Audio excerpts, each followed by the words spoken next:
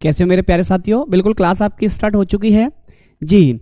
तो यहाँ पर हमने एक जो आपका टॉपिक था वो कंप्लीट कर लिया है। तो यहाँ पर वर्ण विचार आपका पूर्णतः कंप्लीट हो गया है।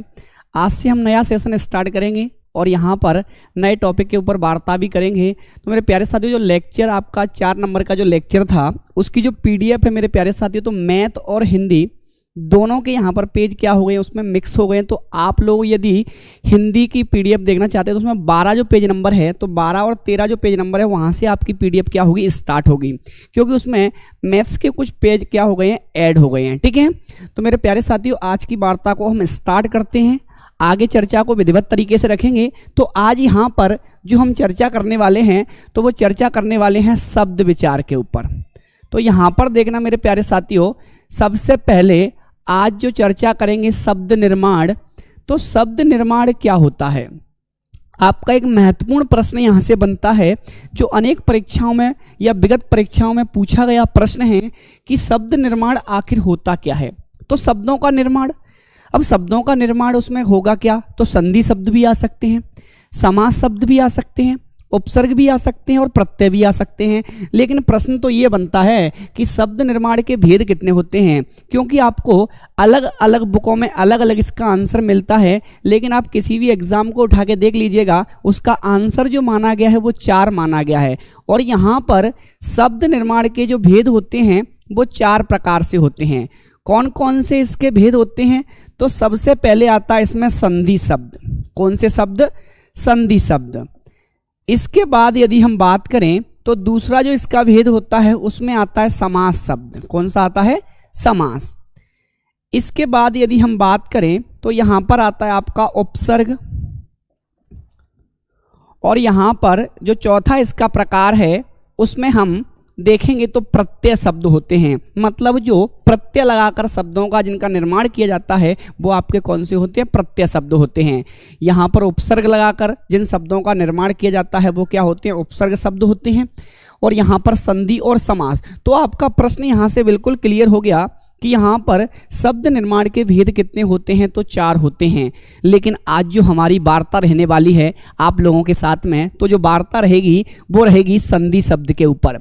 संधि शब्द क्या होते हैं, कितने इसके प्रकार होते हैं, इसकी विशेषताएं क्या होती हैं, तथा संधि कितने प्रकार की होती हैं, स्वर संधि के कितने प्रकार होते हैं, व्यंजन और विसर्ग संधि को भी हम विधिवत तरीके से जानेंगे, तथा यहाँ पर प्रत्येक प्रश्न के ऊपर वंचित तरीके से आंसर भी देंगे।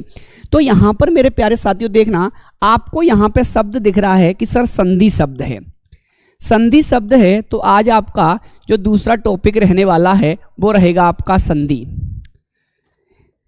आप सब लोगों ने यहाँ पे संधि पढ़ी होंगी, लेकिन आपसे क्या है, गलत हो जाती है। लेकिन आज के बाद कभी आपका आंसर गलत नहीं होगा, क्योंकि पहले हम इसको विस्तार रूप से जानेंगे, उसके बाद इसका जो ट्रिक होती है उस माध्यम से भी हम इसको देखेंगे कि कहाँ पर कौन सा वर्ण आता है और कौन सी संधि बनती है। ठीक है, सबसे पहले तो यहाँ पर ये बताओ संधि की परिभाषा क्या होती है। आप लोगों ने सुना होगा कि यहाँ पर जो आपके आक्रमण हुआ करते थे उसमें संधियाँ हुआ करती थी। संधियों का मतलब मेल हुआ करता था, और मेल के बाद क्या है, या तो दोस्ती हुआ करती थी या दुश्मनी हुआ करती थी।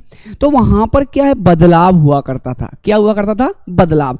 जैसे यहाँ पे मान लो पृथ्वीराज चौहान है, यहाँ पे मोहम्मद गौरी है, दोनों के बीच में क्या है, संधि हो गई। तो संधि होने के बाद उसमें दोस्ती बढ़ जाएगी, मतलब उसमें क्या हो गया, बदलाव हो गया। जो दुश्मनी थी वो दोस्ती में बदल गई।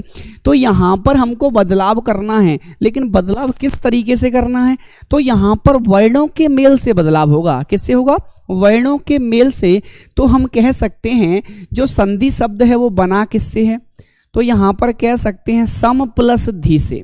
किससे, सम प्लस धी।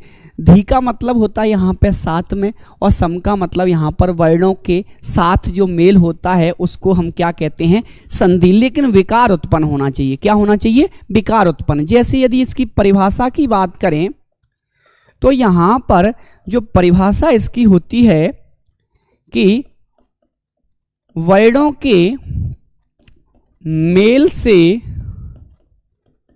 जो विकार उत्पन्न होता है, विकार या परिवर्तन,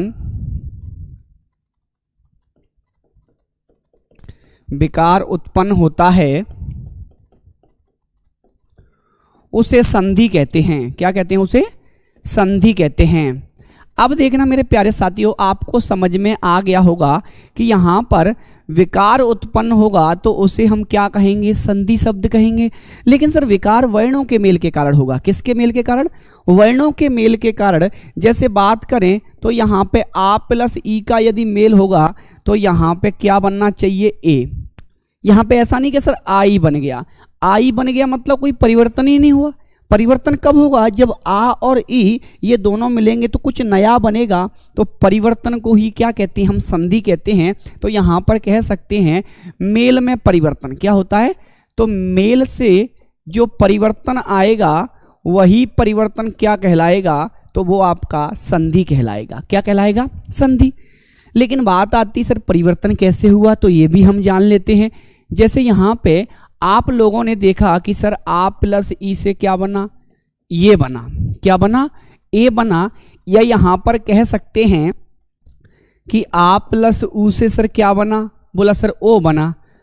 अब यहाँ पे शब्द आ गया कि सर राकेश शब्द यहाँ पे दिया हुआ है, इसका हमको क्या करना है? वर्ण विच्छेद करना है। तो वो किस प्रकार से होगा तो वो भी हम जान लेते हैं। आप लोगों को पता है, ये बचपन से सुनते आ रहे, राका प्लस ईस क्या होता है? राका प्लस ईस।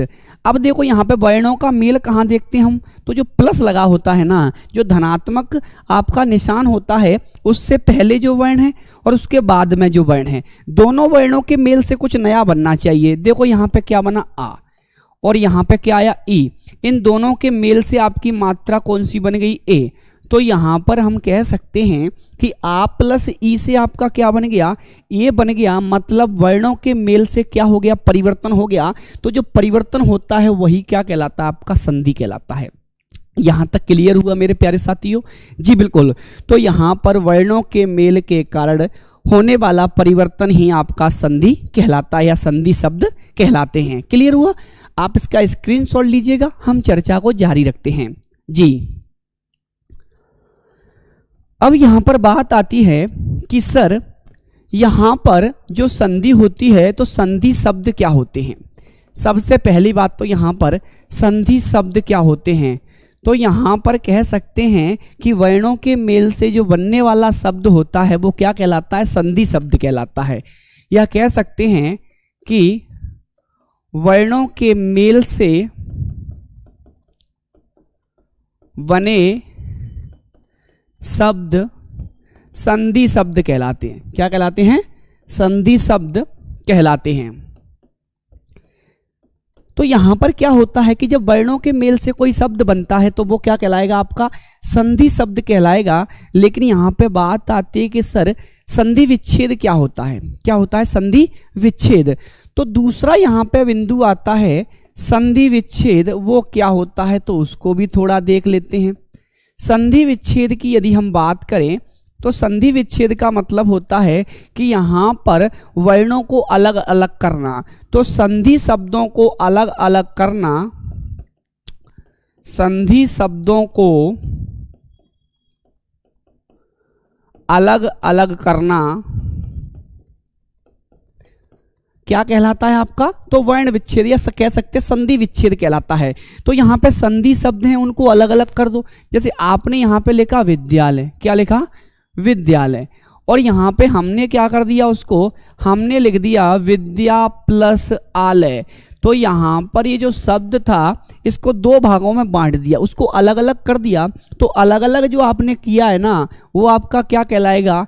संधि विच्छेद कहलाएगा। क्या कहलाएगा? संधि विच्छेद। लेकिन इसको जोड़ के लिख दोगे तो वो क्या बन जाएगा? संधि युक्त शब्द बन जाएगा। यहां तक क्लियर हुआ? जी एक एक बिंदु पर वार्ता करेंगे, बहुत अच्छे से करेंगे और बहुत अच्छे से इसको सीखेंगे। ठीक है, बस आप लोग बहुत अच्छे से पढ़िएगा क्योंकि अंत तक देखिएगा, बहुत सारी चीज़ें आपको नई मिलती जाएंगी, बहुत सारी चीज़ों में अपडेट मिलता जाएगा। आपने जो पढ़ा है अच्छी बात है, लेकिन यहाँ पे कुछ नया मिलने वाला है। जी बिल्कुल, आशा करता हूँ कि आपको समझ में आ रहा होगा। इसके बाद आगे बढ़ते हैं। यहाँ पर देखना जो संधि होती है इसकी विशेषताएं क्या होती हैं। तो सबसे पहली विशेषता होती है कि संधि वर्णों के मेल में परिवर्तन से बनती है। किससे बनती है? तो वर्णों के मेल में परिवर्तन से क्या बनती है? आपकी संधि बनती है। अब यहाँ पे महत्वपूर्ण बिंदु तो यही है कि वर्णों का मेल होगा तो वर्णों के मेल से क्या बनेगी? आपकी संधि। दूसरा मोस्ट इंपोर्टेंट है यहाँ पर कि संधि तत्सम शब्दों की बनती है। किसकी? तत्सम शब्दों की बनती है। तो यहाँ पर ये बिंदु आपका कई बार पूछ लिया गया है कि जो संधि शब्द होते हैं वो कौन से शब्द होते हैं? तत्सम शब्द, या कह सकते हैं संस्कृत शब्द। क्या बोल सकते हैं? संस्कृत शब्द। संधि में क्या होता है? विच्छेद होता है। तीसरी इसकी विशेषता की बात करें तो संधि में क्या होता है? विच्छेद होता है। क्या होता है? विच्छेद होता है। ठीक है। जैसे समास की बात करेंगे तो वो आगे लिखेंगे हम। समास में क्या होता है? विग्रह होता है। तो ये क्या थी? इसकी विशेषता थी। क्या थी? विशेषता के वर्णों के मेल में जो परिवर्तन होता है वो आपका क्या कहलाता है? संधि कहलाता है। संधि तत्सम शब्दों की बनाई जाती है। संधि में क्या होता है? विच्छेद होता है। यहां तक क्लियर हो गया। अब एक महत्वपूर्ण बात जाननी है कि सर एक तो संधि होती है और एक क्या होता है? संयोग। बोला सर आज तक समझ में नहीं आया। संधि और संयोग होता क्या है? जो सबसे ज्यादा गलतियां करते हैं वो संधि और संयोग में ही हम करते हैं। संधि का मतलब परिवर्तन होगा, संयोग का मतलब परिवर्तन नहीं होगा। तो वो सारी चीजें आज विधिवत तरीके से जानेंगे। आप लोग स्क्रीनशॉट लीजिएगा इसका।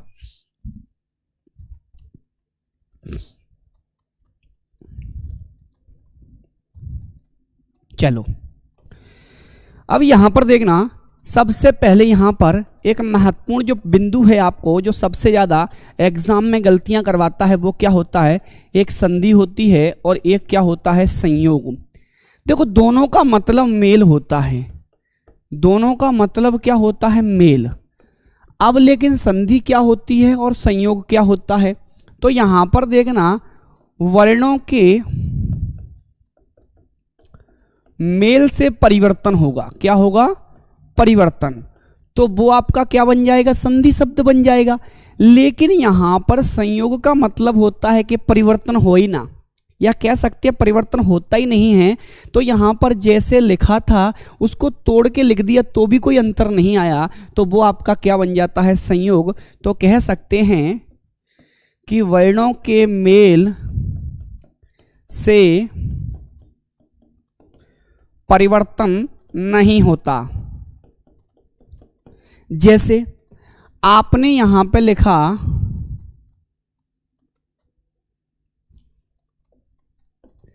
महा प्लस इंद्र, तो ये क्या बन गया आपका? महेंद्र। ठीक है। आपने यहां पे लिखा प्रति प्लस एक, ये क्या बन गया आपका? प्रत्येक। मतलब यहां पर देखना ई प्लस ए, इनसे क्या बन रहा है आपका? या बन रहा है। क्या बन रहा है? या। यहां पर आ प्लस ई, इससे क्या बन रहा है? ए बन रहा है। तो यहां पर वर्णों के मेल से क्या हो रहा है? परिवर्तन हो रहा है। लेकिन मेरे प्यारे साथियों यहां पर ऐसा नहीं होगा। जैसे आप लोगों ने देखा होगा एक शब्द आता है राम प्लस देव, दोनों को जोड़ के लिख दो, क्या बनेगा? रामदेव। ये बताओ, हमने तोड़ के लिखा, जोड़ के लिखा, राम का राम है और देव का क्या है? देव है। तो यहां पर तोड़ के और जोड़ के दोनों प्रकार से आप लोगों ने लिख दिया, लेकिन ये बताओ कोई परिवर्तन हुआ? जी नहीं हुआ। तो ये क्या कहलाएगा? आपका संयोग कहलाएगा। क्या कहलाएगा? संयोग। जैसे आप लोगों ने एक और नाम सुना होगा, आशा प्लस राम, ये भी बाबा थे। तो यहां पर देखना आशाराम बन गया। क्या बन गया? आशाराम। ये बताओ, राम को अलग लिख दिया, आशा को अलग लिख दिया, राम को अलग लिख दिया, आशा को अलग लिख दिया, यहां पर क्या हो रहा है? आ रा, कुछ परिवर्तन आ रहा है। तो यहां पर कह सकते हैं कि परिवर्तन होता ही नहीं है। तो यहां पर परिवर्तन नहीं होगा तो वो आपका क्या बन जाएगा मेरे प्यारे साथियों? वो आपका संयोग कहलाएगा। क्या कहलाएगा? संयोग। जैसे आप लोगों ने सुना होगा दूध प्लस बाला, तो इसको क्या बोलते हो हम? दूध वाला। क्या बोलते हो? दूध वाला।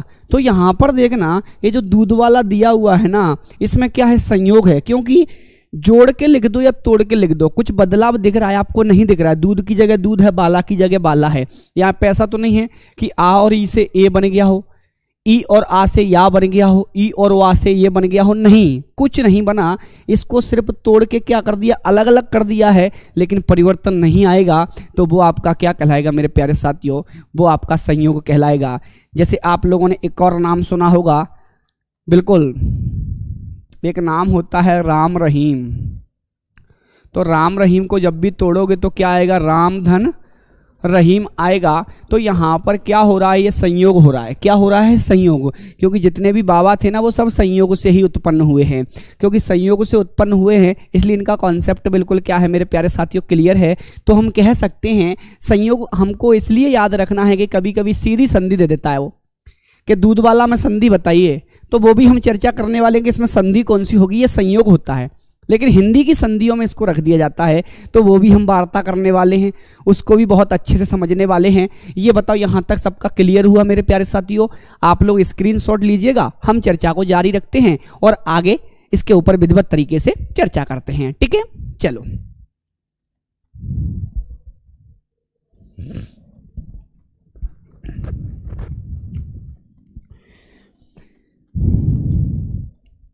अब देखना मेरे प्यारे साथियों, यहाँ पर आप लोगों को यहाँ पे दिया है कि संधि के प्रकार बताइए। अब यहाँ पर हमको क्या बताना है? संधि के भेद। तो संधि के जो भेद हैं वो कितने भेद हैं तो वो भी हम समझेंगे। संधि के जो भेद होते हैं मेरे प्यारे साथियों, तो 3 भेद होते हैं। कितने होते हैं? 3।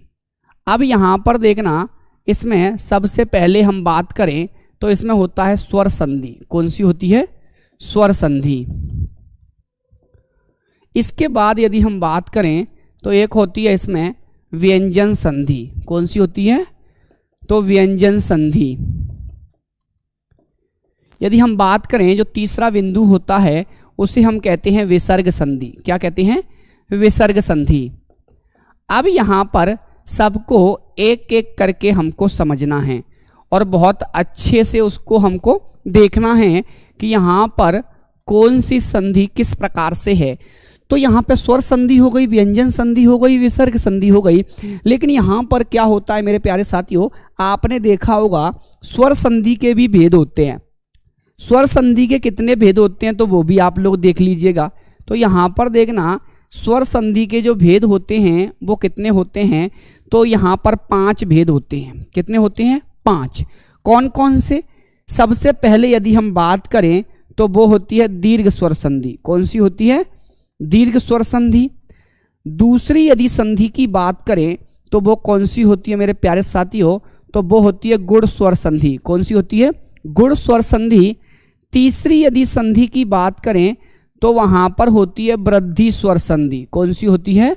वृद्धि स्वर संधि। यदि चौथी संधि की बात करें तो यहाँ पर होती है यण स्वर संधि। कौन सी होती है? यण स्वर संधि। और लास्ट यहाँ पर यदि बात करें तो वो होती है आपकी अयादि स्वर संधि। कौन सी होती है? अयादि स्वर संधि। तो यहाँ पर देखना, संधि के भेद पूछे तो संधि के कितने भेद होते हैं तो आप लोगों को याद होना चाहिए कि संधि के यहाँ पर 3 भेद होते हैं। कितने होते हैं? 3। यदि स्वर की बात करें तो स्वर के यहाँ पर कितने भेद होते हैं तो 5 होते हैं। कितने होते हैं? 5। 5 कौन कौन से होते हैं? तो सबसे पहले यदि बात करें तो आपकी दीर्घ संधि हो गई। उसके बाद यदि हम बात करें तो गुण संधि हो गई। उसके बाद यदि हम बात करें तो वृद्धि। इसके बाद यदि हम बात करें तो यण। और लास्ट में आपकी कौन सी बस्ती है? तो वो अयादि बस्ती है। कौन सी बस्ती है? अयादि। तो यहाँ पर कह सकते हैं जी बिल्कुल मेरे प्यारे साथियों, तो यहाँ पर जो आपकी संधि है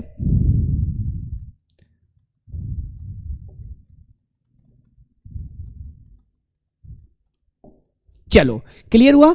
तो संधि के भेद 3 हो गए, लेकिन स्वर संधि के भेद कितने हो गए? 5 हो गए। अब एक एक संधि को हमको बहुत अच्छे से समझना है। ये बताओ आज तक आपको समझ में क्यों नहीं आया? क्योंकि वर्ण विच्छेद नहीं आता। और मैंने वर्ण विच्छेद बहुत अच्छे से आपको करा दिया है। वर्ण विच्छेद का मतलब स्वर और व्यंजन को अलग अलग करना ही क्या कहलाता है? आपका वर्ण विच्छेद कहलाता है। तो बहुत अच्छे से उसको सीखना है, बहुत अच्छे से उसको जानना है। लेकिन मेरे प्यारे साथियों याद रखना, क्योंकि वर्ण विच्छेद नहीं आएगा तो संधि हम नहीं सीख सकते, यदि वर्णमाला नहीं आएगी तो संधि नहीं आएंगे, और संधि नहीं आएंगे तो समास भी नहीं आएंगे आपको, और संधि समास नहीं बनेंगे तो आगे फिर शब्द आपके उपसर्ग और प्रत्यय कैसे बनाएंगे। तो बहुत अच्छे से समझिएगा, उपसर्ग और प्रत्यय गलत नहीं होना चाहिए, ना संधि शब्द गलत होना चाहिए, ना समास शब्द गलत होना चाहिए, ठीक है। और बहुत अच्छे से पढ़ने वाले हैं तो क्यों नहीं समझ में आएगा हमको, देखते हैं। अब यहां पर देखना, आपको ये दिया हुआ है कि स्वर संधि कैसे बनती है, व्यंजन कैसे बनती है और विसर्ग कैसे बनती है। तो यहां पर हम आगे चर्चा को जारी रखते हैं। तो यहां पर देखना मेरे प्यारे साथियों, जो आपको दिया हुआ है संधि के भेद,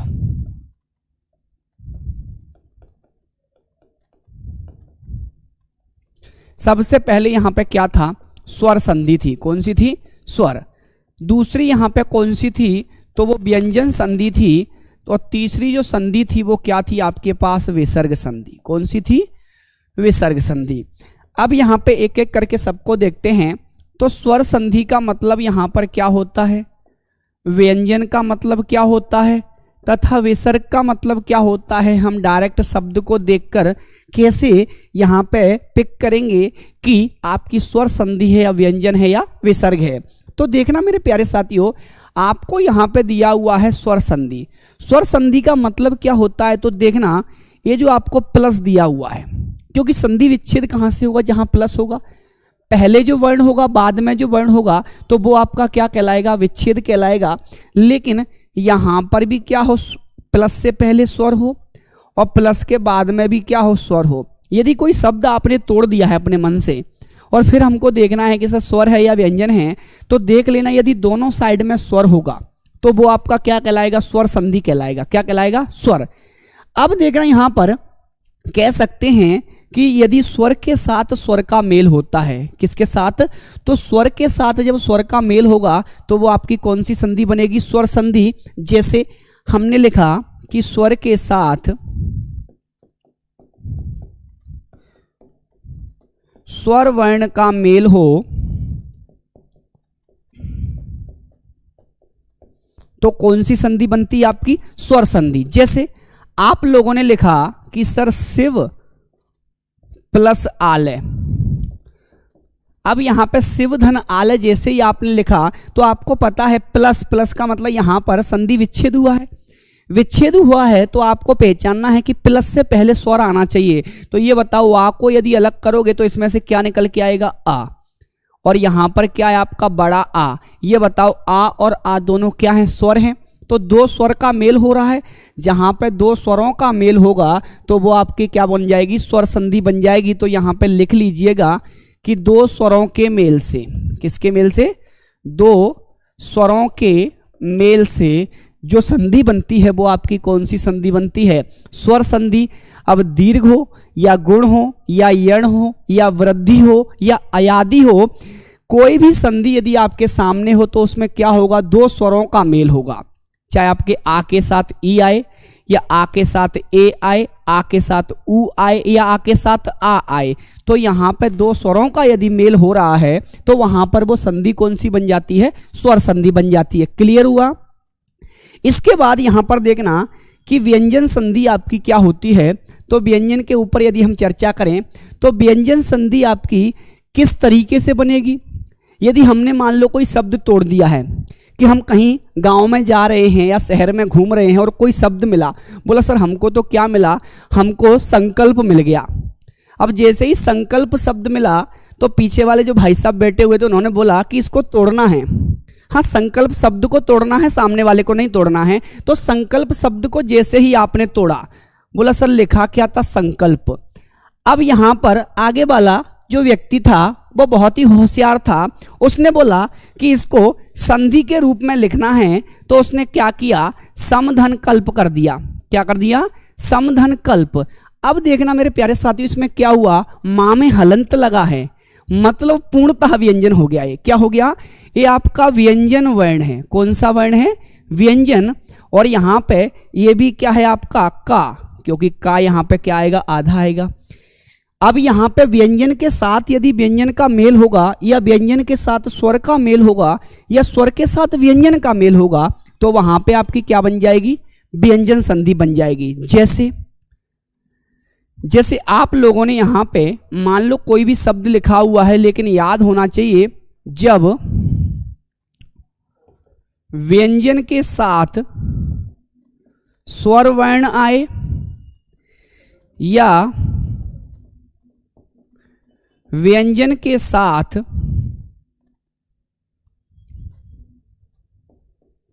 व्यंजन वर्ण आए या स्वर के साथ व्यंजन आए, तो यहां पे तीनों ही कंडीशन में आपकी संधि कौन सी बनेगी, तो व्यंजन संधि बनेगी। तो कह सकते हैं हमको यदि किसी भी या दाईं या बाएं तरफ आपको व्यंजन वर्ड दिख जाए, यदि व्यंजन वर्ड आ रहा है तो समझ लेना उसमें एक ही संधि हो सकती है, उसको कोई गलत नहीं करा सकता। तो वो आपकी संधि कौन सी होगी, व्यंजन संधि होगी। अब आपके सामने कोई भी शब्द आ जाए, जैसे आपने बोला कि सर यहां पर हमको दिया है दिगंबर, क्या दिया हुआ है, दिगंबर। अब जैसे ही दिगंबर दिया हुआ है इसको हमको तोड़ना है। जब भी आप लोग इसको तोड़ोगे तो वो किस प्रकार से तोड़ोगे, तो देखना यहां पे इसको बोल दिया दिक धन अंबर, दिक धन अंबर।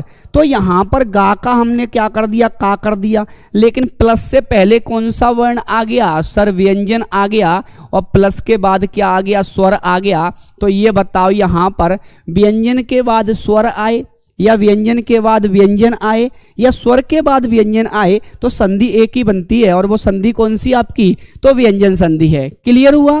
बहुत सारे शब्द हैं, आपने बोला कि सर संधि शब्द ले लें, अपन कौन सा ले लें, संधि शब्द। तो हमको यहाँ पे संधि शब्द को ही तोड़ना है। जैसे गांव में हम जाते हैं तो बोला क्या पढ़ के आए, बोला संधि पढ़ के आए। अच्छा यहाँ पे बहुत ज्यादा पढ़ गए हैं तो संधि में कौन सी संधि है, तो बोलते पागल है क्या, संधि में कौन सी संधि होगी, संधि तो खुद संधि है। तो संधि शब्द में ही एक संधि होती है, और वो संधि कौन सी होती है, तो देखते हैं यहाँ पर। क्योंकि जब भी आपको अनुस्वार दिखेगा, किसी भी बुक से उठा के क्वेश्चन लगा लीजिएगा, जब भी किसी वर्ण के ऊपर यदि अनुस्वार लगा हुआ है, अंतस्थ व्यंजन हो या फिर स श श हा हो, यदि इनके ऊपर व्यंजन लगा हुआ है, या कह सकते हैं कि इनके ऊपर अनुस्वार लगा हुआ है या अंक की बिंदी लगी हुई है, तो उसमें एक ही संधि बनती है, और वो संधि कौन सी होती है, व्यंजन। और यहाँ पे जब भी इसका विच्छेद करेंगे तो अनुस्वार की जगह पे सिर्फ मां रखना है, बाकी कुछ नहीं करना। तो यहाँ पर जब भी सा के साथ में क्या है, अनुस्वार, तो इसमें क्या हो जाएगा, मां, और मां भी कैसा, आधा, क्योंकि व्यंजन बनाना पड़ेगा, इसको क्या बनाना पड़ेगा, व्यंजन।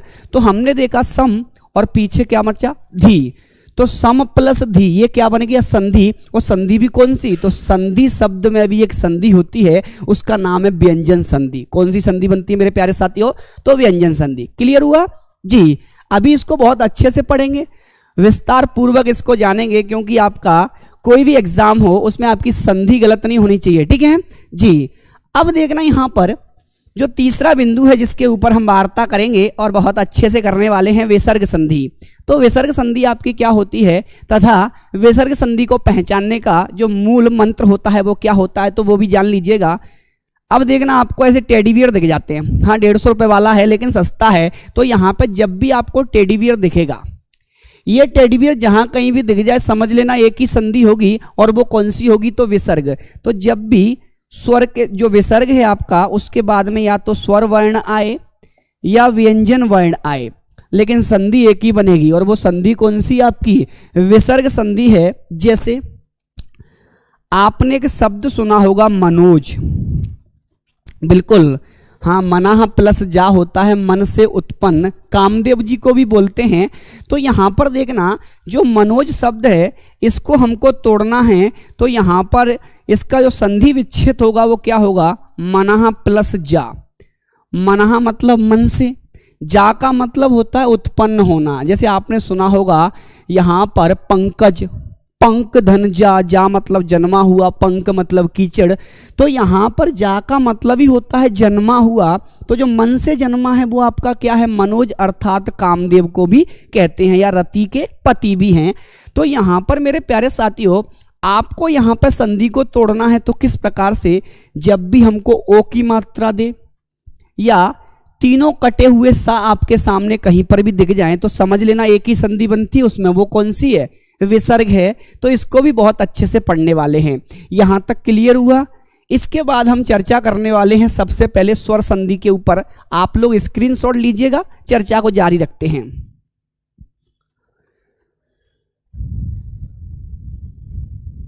चलो अब देखना, हमको स्वर संधि पढ़ना है और सबसे पहले स्वर संधि में जो संधि आती है वो कौन सी आती है, दीर्घ स्वर संधि। कौन सी आती है, तो दीर्घ स्वर संधि को हमको बहुत अच्छे से पढ़ना है।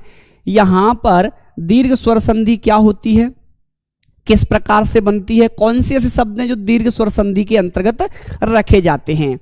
तो यहां पर देखना, दीर्घ स्वर संधि की पहचान क्या होती है, इसकी परिभाषा क्या होती है, सारी चीज़ों को जानना है। उसके बाद मैं आपको एक ट्रिक बताऊंगा, उसके माध्यम से आप किसी भी शब्द को तोड़ लीजिएगा, ठीक है। तो दीर्घ का मतलब क्या होता है आपको पता होना चाहिए। दीर्घ का मतलब होता है बड़ा। क्या होता है, बड़ा, या कह सकते हैं समान वर्ण। क्या होता है, समान वर्ण का मेल। तो यहां पर समान वर्णों का मेल होगा, एक ही जाति के वर्णों का मेल होगा, एक ही समूह के वर्णों का मेल होगा, एक ही परिवार के लोगों का यदि वर्णन होगा तो वो आपका क्या बन जाएगा, दीर्घ स्वर संधि बन जाएगा। कैसे, तो वो भी देखते हैं। जब भी आ के साथ किसका मेल हो, आ का, तो वहां पर क्या बनेगा आपका बड़ा आ। जैसे आ के साथ में आ आएगा तो भी क्या बनेगा आपका बड़ा। आ के साथ में बड़ा आ आएगा तो भी क्या बनेगा आपका आ बनेगा, ठीक है। इसके बाद देखना, आ के साथ में छोटा आ, तो यहां पर क्या बनेगा आपका बड़ा आ। या फिर बड़ा आ और बड़ा आ तो भी क्या बनेगा आपका आ बनेगा। मतलब यहां पे चार कंडीशन बन गई। तो यहां पर जब भी प्लस से पहले, मतलब धन से पहले यदि क्या हो आ, और प्लस के बाद में क्या हो आ, बनना क्या है, बड़ा आ बनना है। तो इसकी पहचान देखना आप लोग खुद बना दोगे, क्योंकि इतने तो हम होशियार हो चुके हैं कि हम किसी भी शब्द की परिभाषा खुद तैयार कर सकते हैं। जैसे आपको दो आ दिख रहे हैं, देखो दोनों आ क्या हैं, भाई भाई हैं, दोनों समान रूप से दिख रहे हैं। तो परिभाषा जो बनेगी व्याकरण के अकॉर्डिंग वो क्या बनेगी, तो यहाँ पे आ और आ दोनों समान जाति के हैं, तो कह सकते हैं दो समान वर्णों के मेल से। किसके मेल से, तो दो समान वर्णों के मेल। मेल मतलब यहाँ पे जोड़ जो लगा हुआ है धन का आपके सामने निशान, तो दो समान वर्णों के मेल से बनने वाले जो वर्ण होते हैं या संधि वर्ण होते हैं वो आपके किस संधि में आते हैं, तो दीर्घ स्वर संधि में। किस में आएंगे, दीर्घ स्वर में। इसके बाद इसका दूसरा रूल क्या कहता है, तो यहां पर ई के साथ में यदि ई आएगी तो वहां पर बड़ी ई बनेगी। क्या बनेगी, बड़ी ई। इसके बाद तीसरा रूल इसका कहता है कि उ के बाद यदि उ आएगा तो वहां पर क्या बनेगा आपका बड़ा उ। अब यहां पर एक अपवाद आता है। अपवाद का मतलब उसको रूल के अकॉर्डिंग रखा जाता है, लेकिन यहां पर लगभग छात्र इसको गलत कर देते हैं। और वो क्या होता है तो वो भी देख लीजिएगा। जब ऋषि के साथ में ऋषि आएगा तो यहां पर वो भी क्या बन जाएगा आपका, ऋषि बन जाएगा, ठीक है। अब यहां पर ऋषि के साथ में ऋषि आ गया, या कह सकते हैं इस प्रकार से आपकी क्या बन जाएगी, मात्रा बन जाएगी। तो वो भी आपका किसके अंतर्गत आएगा, दीर्घ स्वर के अंतर्गत आएगा। अब परिभाषा की बात करें तो मेरे प्यारे साथियों आप लिख लीजिएगा, अच्छे से नोट्स भी आपका क्लियर हो जाएगा। तो यहां पर जो परिभाषा है तो कह सकते हैं जब दो समान वर्णों का मेल होता है तो मेल से होने वाले परिवर्तन से दीर्घ संधि का निर्माण होता है। किसका, दीर्घ संधि का निर्माण होता है। तो यहां पर ये वाला बिंदु आपके लिए बहुत ही अच्छा है क्योंकि पूछा भी जाता है कि दो समान स्वरों के मेल से कौन सी संधि बनती है, तो दीर्घ स्वर संधि बनती है। तो यहाँ पर इसकी परिभाषा की बात करें तो जब दो समान वर्णों के मेल से जो परिवर्तन होता है और उनसे होने वाला जो परिवर्तन जिस शब्द का निर्माण करता है वो दीर्घ संधि का निर्माण करता है। किसका? दीर्घ संधि का। क्लियर हुआ? अब यहाँ पर हमको सिर्फ पहचानना क्या है, तो प्लस से पहले क्या होना चाहिए? आ, और प्लस के बाद में क्या होना चाहिए? आ। ठीक है, प्लस से पहले ई और प्लस के बाद में क्या होनी चाहिए? ई, या प्लस से पहले उ और प्लस के बाद में भी क्या होना चाहिए? उ होना चाहिए। तो यहाँ पे दोनों एक ही जाति के क्या है? स्वर हैं। एक ही जाति के स्वर के मेल में जो परिवर्तन होगा तो किस संधि का निर्माण हो रहा है? दीर्घ स्वर का। एग्जाम्पल से जानते हैं, बहुत सारे एग्जाम्पल हैं, आपको प्रैक्टिस के लिए भी मिल जाएंगे। जी बिल्कुल, क्योंकि पीडीएफ आपको मिल जाएगी और पीडीएफ से आप जितने भी एग्जाम्पल लगा सकते हो, क्योंकि हमको कॉन्सेप्ट सीखना है। एग्जाम्पल तो हम किसी भी बुक से लगा सकते हैं। आपको कोई भी बुक मिले, चाहे वो बीए हो या एमए हो या फिर किसी भी राइटर की हो, कोई भी बुक आपको मिल जाए आप उस बुक से लगाइएगा। और वैसे यहाँ पर आपको ऐसी बुक मिलेगी जिसमें आपको इतने सारे एग्जाम्पल मिलेंगे, किसी भी एग्जाम में उससे बाहर नहीं जाएगा। बिल्कुल मेरे प्यारे साथियों, क्योंकि बुक भी तैयार हो रही है अपनी। ठीक है, चलो अब यहाँ पर देखते हैं इसके एग्जाम्पल। तो एग्जाम्पल कैसे बनते हैं, और यहाँ पर सबसे पहले उन एग्जाम्पल के ऊपर हम चर्चा करने वाले हैं जो एग्जाम्पल आपके एग्जाम में सबसे ज्यादा पूछे जाते हैं। जैसे आप लोगों ने एक शब्द सुना होगा शिवालय, ठीक है। एक और यहाँ पे शब्द होता है विद्यालय, ठीक है। और भी आपने सुना होगा देवालय। अब यहां पर हमको इसको तोड़ना है, तो कैसे तोड़ना है? सबसे पहले इसका वर्ण विच्छेद आना चाहिए, और वर्ण विच्छेद में पहचान क्या है? बड़ा आ, बड़ी ई और बड़ा ऊ। ये तीन यदि मात्रा या वर्ण आपको दिख रहे हैं तो संधि आपकी कहां से टूटेगी? इन तीन वर्णों से ही टूटेगी। तो कह सकते हैं संधि को यदि वाई फॉरगेट करना है तो मेरे प्यारे साथियों वहां पर हमको क्या देखना पड़ेगा? आ, ई और उ, इनका उच्चारण हमको देखना पड़ेगा। तो सबसे पहले इसका क्या करना पड़ेगा? वर्ण विच्छेद। तो देख लेते हैं, यहां पर वर्ण विच्छेद का मतलब स्वर और व्यंजन को अलग अलग करना ही क्या कहलाता है? आपका वर्ण विच्छेद कहलाता है। तो देखना सा में किसकी मात्रा है? तो स्वर की, और वो भी कौन सा स्वर है? तो छोटी। इसके बाद देखना वा में क्या है? आ, क्या है? आ। इसके बाद देखना ला में आपका क्या है? अ। इसके बाद देखना या में क्या है आपका? आ। अब यहां पे संधि की पहचान क्या है? तो वर्ण विच्छेद में यदि आ दिखे, ई दिखे और ऊ दिखे तो वहीं से संधि का क्या होगा? विच्छेद होगा। और यहां पे हमको देखना कहां पर दिख रहा है? आ। तो आपको यहां पर क्या दिख जाएगा मेरे प्यारे साथियों? आ दिखेगा, और जैसे ही आ दिखेगा तो हम यहां से संधि को क्या कर देंगे? तोड़ देंगे। अभी जो आ है वो किस प्रकार से टूटेगा तो आपको भी पता है। प्लस से पहले क्या आएगा? आ, और प्लस के बाद में भी क्या आएगा? आ। अब वो किस प्रकार से आएगा? तो हमने यहां पे लिखा शिव। क्या लिखा? शिव, क्योंकि यहां तक हमने लिख लिया है। और जैसे ही यहां तक लिखा, अब पीछे क्या बचा है? तो इसको भी लिख लीजिएगा। पीछे बचा हुआ है ले। अब जब पीछे ले बचा हुआ है तो यहां पर मेरे प्यारे साथियों अब हमको संधि को तोड़ना है, तो इस आ को तोड़ना पड़ेगा। और आ को तोड़ने के लिए यहां पे क्या लगाना पड़ेगा? आ, और यहां पर भी क्या लगाना पड़ेगा? आ। तो ये बताओ शिव होता है कि शिवा होता है? पहले तो शुद्धि आपको आनी चाहिए। एक शिव शब्द होता है, एक क्या होता है? शिवा। तो यहां पे शिव सही होता है, शिवा नहीं होता। क्या होता है? शिव, क्योंकि शिवा आपका यहां पे शब्द नहीं होता। बोल देते हैं गांव की भाषा में, बच्चों का नाम रख लेते हैं शिवा, लेकिन वहां पर मूल जो उसका शब्द होता है वो क्या होता है? शिव होता है। क्या होता है? शिव। तो यहां पर हमको शिव रखना पड़ेगा।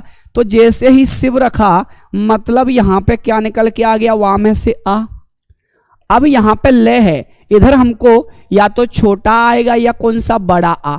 तो तुमको पता है शुद्धि क्या होती है? अलय होती है कि आलय होती है?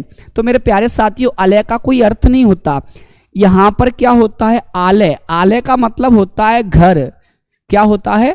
घर। तो यहां पर संधि जो शब्द होते हैं उन प्रत्येक शब्द का एक अपना अर्थ होना चाहिए, तभी जो जाके संधि बनेगी आपकी। क्योंकि यदि दोनों शब्दों का अर्थ नहीं निकलेगा, यदि आपका विच्छेद है तो विच्छेद करते समय दोनों शब्दों का यदि सार्थक अर्थ नहीं निकलेगा तो वो आपका संधि शब्द नहीं कहलाएगा। ठीक है।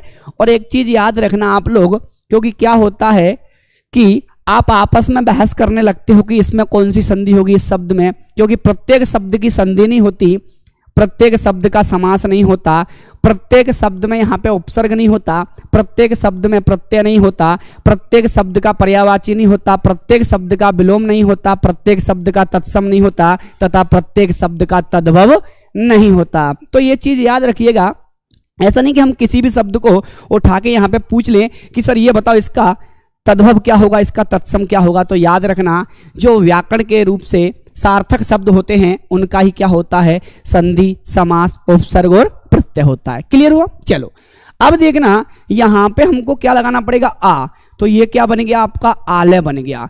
तो ये क्या बन गया, शिव धन आलय, मतलब शिव का घर, उसको ही क्या बोलते हैं हम, शिवालय बोलते हैं। क्या बोलते हैं, शिवालय। क्लियर हुआ। अब देखना विद्यालय, तो अब हम यहीं से तोड़ देंगे इसको, क्योंकि हमको क्या देखा, आ देखा। आ देखा तो यहां पर दो पार्ट होंगे। ये बताओ विद होता है कि विद्या होता है। तो यहां पर देखना आपको ऐसे लिखा हुआ है विद, और एक शब्द लिखा हुआ है आपके सामने विद्या। तो कौन सा सही है आपका, तो विद्या सही होता है। तो यहां पे आगे से जो शब्द आएगा वो क्या आएगा आपका, विद्या, और पीछे अलय आएगा कि आलय आएगा, तो पीछे हमेशा क्या आएगा, आलय। जहां लय होगा वहां क्या आएगा, आलय आएगा। तो विद्याधन आलय, ये क्या बन गया आपका, विद्यालय। क्लियर हुआ। अब आप इस शब्द को तोड़ सकते हो, तो देवालय का क्या होगा, देवधन आलय। हिमालय तो हिमधन आलय, विश्रामालय तो विश्रामधन आलय। तो यहां पर क्या होगा मेरे प्यारे साथियों, हमको तोड़ना कहां से है, तो जहां भी हमको आ की मात्रा हो, ई की मात्रा हो और ऊ की मात्रा हो, वहीं से आपके संधि का क्या होगा, विच्छेद होगा। तो यहां पर क्या होगा, देवधन आलय। क्या होगा, तो देव प्लस आलय, ये क्या बन गया आपका, देवालय। क्लियर हुआ जी। बिल्कुल, आप लोग स्क्रीनशॉट लीजिएगा। इसके बाद बहुत सारे शब्द अभी हमको क्या है यहां पर उदाहरण के तौर पर देखना है, और आपको यहां पर क्या है उनको सॉल्व भी करना है। ठीक है, चलो स्क्रीनशॉट लीजिएगा आप लोग।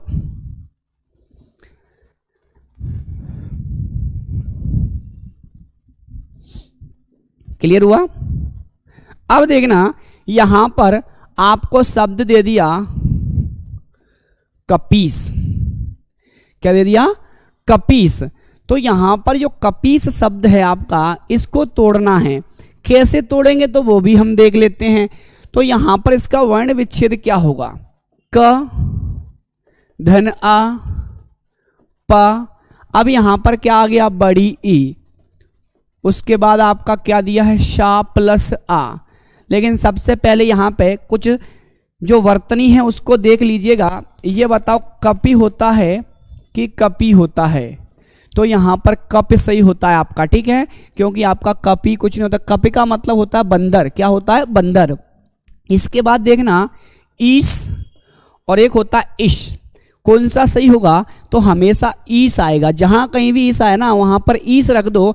कोई भी संधि शब्द हो वो हमेशा ईस से ही टूटेगा। ईस का मतलब होता है भगवान, आका, परम, परमेश्वर। आपकी भाषा में उसको यहाँ पे पति भी कहा जाता है। ठीक है जी, बिल्कुल। तो यहां पर देखना, इस संधि शब्द को हमको तोड़ना है तो किस प्रकार से टूटेगा। तो ये संधि शब्द आपका कहां से टूटेगा, बड़ी ई, क्योंकि आ, ई और ऊ। अब इसके दो पार्ट होंगे। सबसे पहले यहां पे लिख लो कप, और पीछे क्या बचा, सा। अब इधर ई लाना है, तो इधर कौन सी आएगी, छोटी। छोटी आएगी तो यहां पर क्या हो जाएगा, कपी। क्या हो जाएगा, कपी। अब यहां पर क्या है, बड़ी आएगी, क्योंकि इस नहीं होता, क्या होता है, ईश होता है। तो यहां पर क्या हो गया, बड़ी, और यहां पर ई और ई मिलेगी तो क्या बन जाएगा आपका, बड़ी ई बन जाएगा। क्या बन जाएगा, बड़ी। क्लियर हुआ जी, बिल्कुल। आगे बढ़े, चलो अगला शब्द है, आप लोग उसको तोड़ना। शब्द दिया है दीपावली, आने वाली है, तो आप अच्छे से तोड़ दीजिएगा इसको। दीपावली के बाद एक और इससे मिलता जुलता शब्द है कवितावली। एक और शब्द है दोहावली।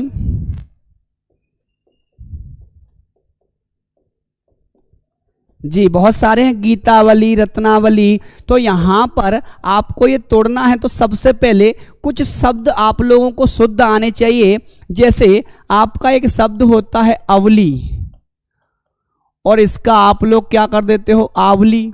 ये बताओ शुद्ध कौन सा है? तो अवली शुद्ध होता है, क्योंकि अवली का मतलब होता है कतार। क्या होता है? कतार।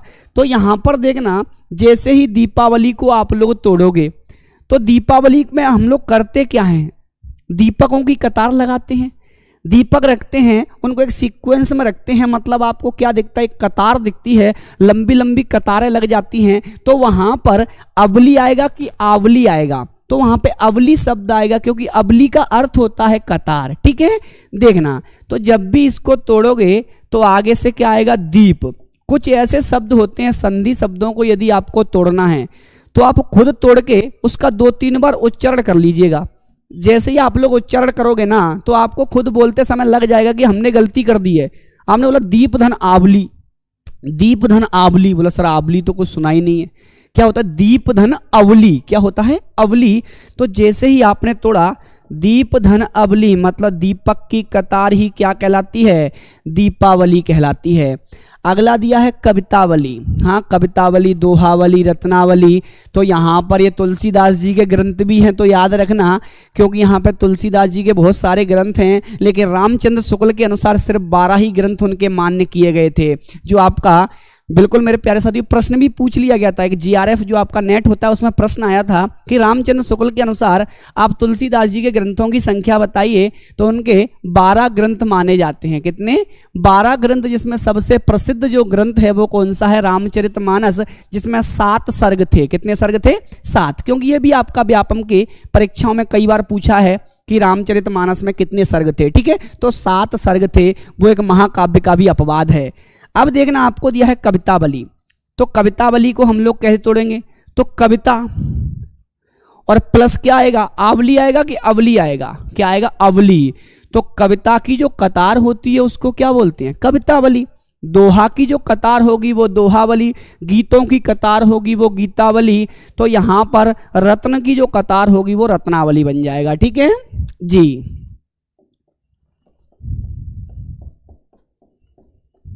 चलो, क्लियर हुआ? तो यहां तक आपका क्लियर हो गया। इसके बाद हम देखते हैं कि यहां पर जो ऊ के माध्यम से जो आपके शब्द बनते हैं वो किस प्रकार से, क्योंकि ऊ का जब मेल होता है तो वहां पर भी कौन सी संधि होती है, तो वहां पर भी आपकी दीर्घ संधि होती है। क्लियर हुआ? आगे बढ़ते हैं। अब देखना, यहां पर आपको दिया हुआ है भानुदय। क्या दिया है? भानुदय, बधूत्सव। ठीक है, अगला दिया है भूर्जा, अगला दिया है सिंधूरमी,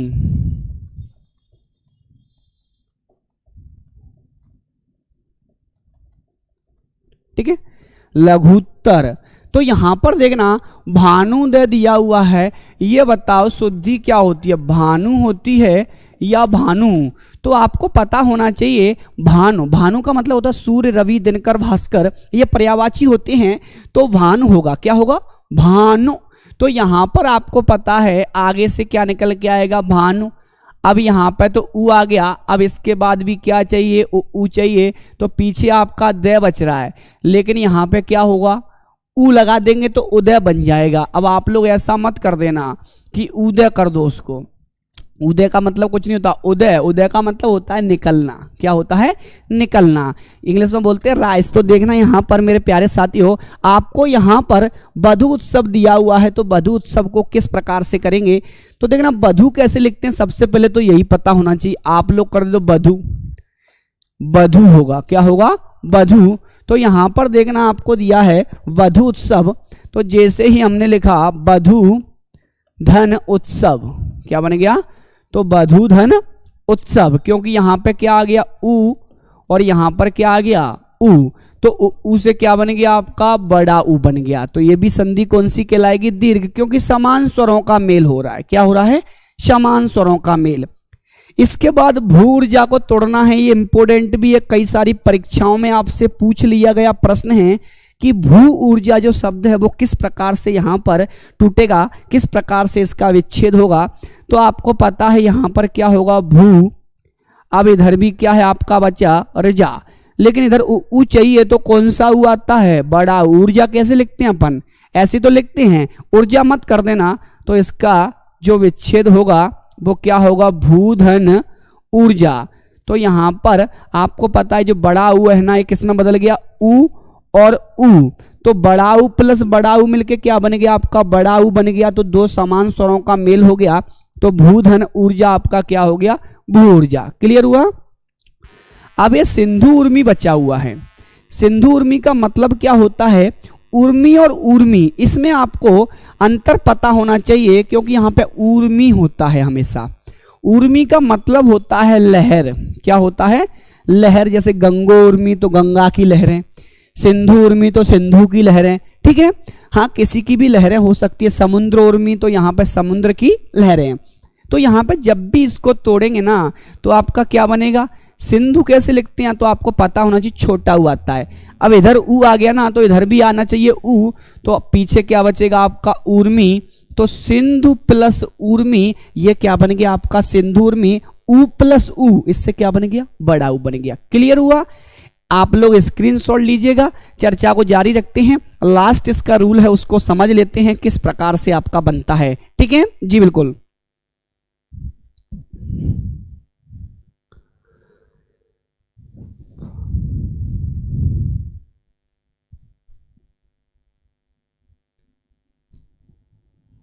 चलो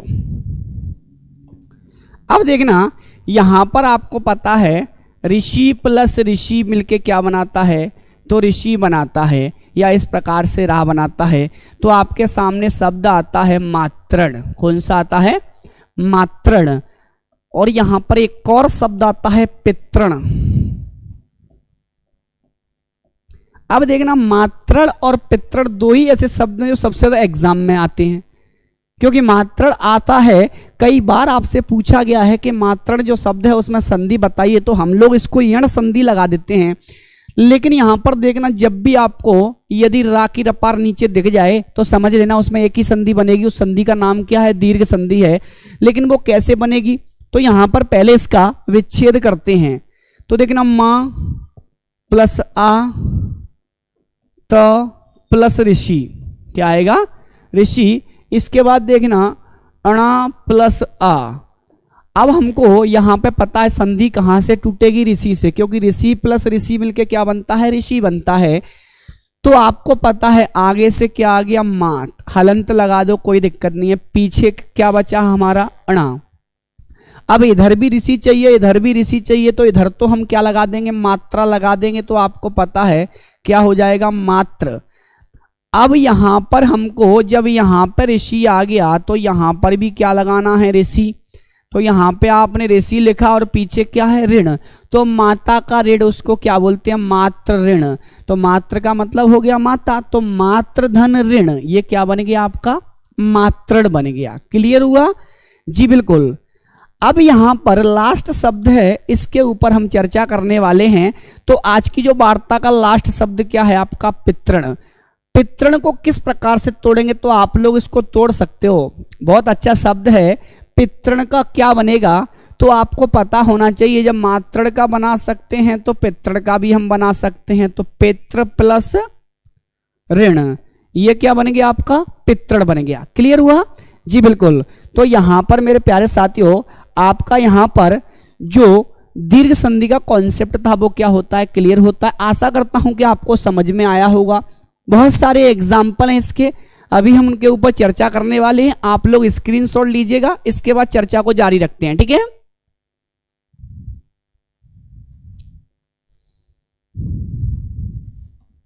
चलो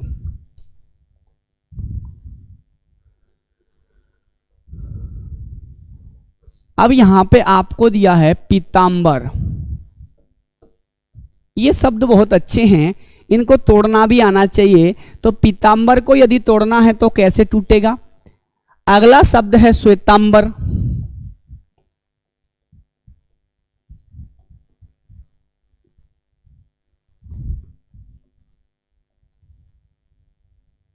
हिमालय। चलो इनको तोड़ना है तो किस प्रकार से ये शब्द टूटेंगे, बिल्कुल मेरे प्यारे साथियों, पीतांबर को तोड़ना है तो आपको पता है यहां से टूटेगा ये शब्द, तो आगे से क्या आएगा, पीत। अब यहां पे पीछे क्या बचा आपका, तो अंबर, क्या बचा, अंबर। तो यहां पर क्या होगा, पीत धन अंबर, क्या बन गया आपका, पीतांबर। आपको पता होना चाहिए यहां पर बा आ गया, तो इसको हम ऐसे भी तो लिख सकते हैं अंबर, क्योंकि प फ व भ म। कल मैंने आपको बताया था कि यहां पर जब भी का से लेके मां तक कोई वर्ण आता है तो अनुस्वार उस वर्ण के 5वें अक्षर में बदल जाता है, या किसी भी वर्ग का जो वर्ण होता है उसी वर्ग के 5वें अक्षर में क्या हो जाता है, बदल जाता है या परिवर्तित हो जाता है। इसके बाद देखना, जब पीतांबर का कर चुकी हैं, पीत मतलब पीला, अंबर मतलब होता है वस्त्र, तो पीला है वस्त्र, उसको क्या बोलते हैं अपन, पीतांबर। क्या बोलते हैं, पीतांबर। क्लियर हुआ। इसके बाद यहां पे आपको बताना है श्वेतांबर क्या होता है। श्वेतांबर को तोड़ना है तो देखना यहां पर क्या होगा, आपको पता है श्वेत प्लस अंबर, क्या होगा, श्वेत प्लस अंबर, कैसे भी लिख सकते हो जी, दोनों ही सही हैं, वो आपको ऑप्शन में यहाँ पे देखना पड़ेगा कौन सा दिया है। ठीक है, ऐसा नहीं है कि आपको ये वाला दे दे और ये वाला ना दे तो बोला सर वो तो अंकी बिंदी वाला ही आएगा, जी नहीं, आपको एक ही देगा, या तो माँ के साथ बा देगा या फिर अमकी बिंदी लगा के देगा, अनुस्वार लगा के देगा। ठीक है, अब यहाँ पे तोड़ना है हिमालय को, तो हिमालय कैसे टूटेगा, तो आपको पता होना चाहिए यहाँ पर क्या होगा, हिम धन आलय, क्या होगा, हिम धन आलय, ये क्या बन गया आपका, हिमालय। क्लियर हुआ जी, बिल्कुल। तो मेरे प्यारे साथियों यहाँ पर आपकी दीर्घ से संधि थी वो कंप्लीट हो चुकी है। इसके बाद हम अगली वार्ता में पढ़ने वाले हैं गुण स्वर संधि।